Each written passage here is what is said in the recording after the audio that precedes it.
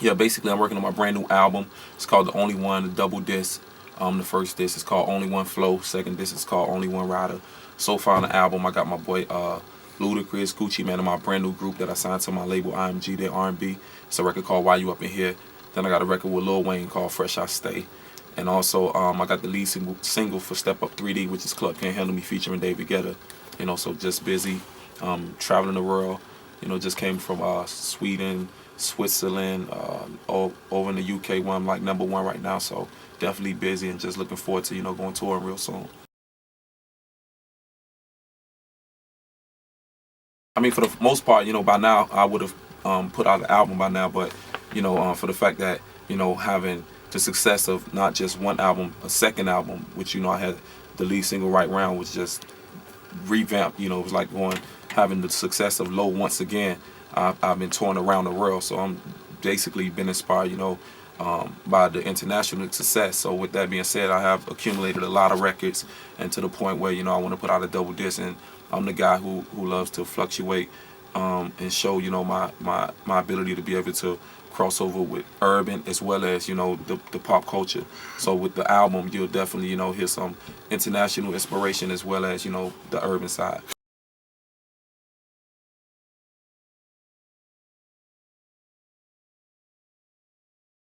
I mean, I'm the guy who's a big fan of Outkast, Okay. who's always, going against the grain and trying new different things.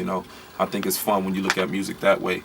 At the same time, just starting out, I had no idea that I'll be able to, appeal to people around the world when it comes to music. You have guys that are very known here in the States. You go over to another country, they don't even exist.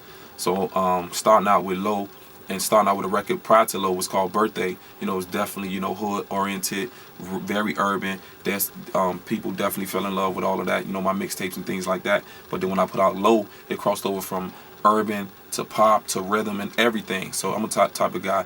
If I could have the whole pie, I'm gonna take it all.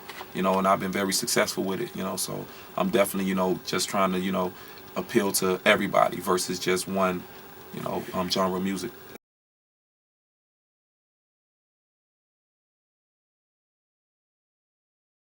Or, a lot of times, just from the urban side, you go to the club, you feel like the club can't handle this. And then,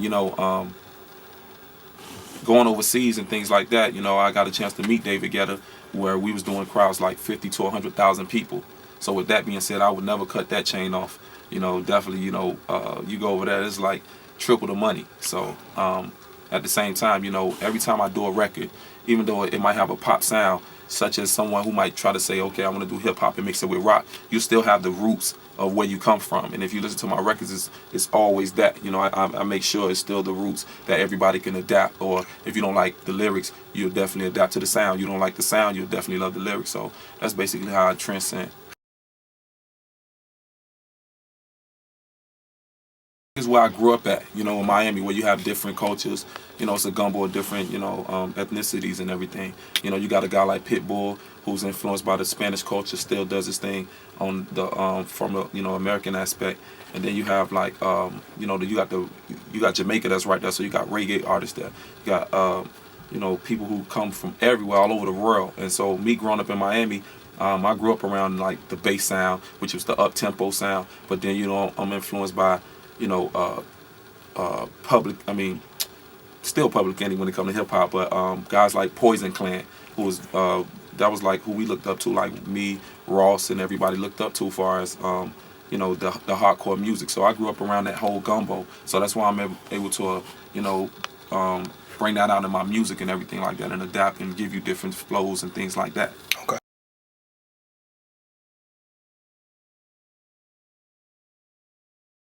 I mean, for the most part, I'm a very busy guy. If you're very busy, like myself, and you're on the road all the time, you definitely. I'm not a guy who really watches what I eat, so I make sure I go running all the time. Whether it's 5 miles, and now I started probably doing like 8 miles every other day. Me and my guys and things like that. I try to go in the gym for at least an hour or 45 minutes, and do some type of bench pressing, curling, things like that. Just try to keep up the regimen. So even every little bit counts. Even if you're going to the gym for 20 minutes versus going in there, if you don't go at all, you can definitely, look forward to being unhappy with your look and everything. But for the most part, I've been working out ever since I was in like 11th grade, 10th grade. and that's basically how I stay in shape and things like that.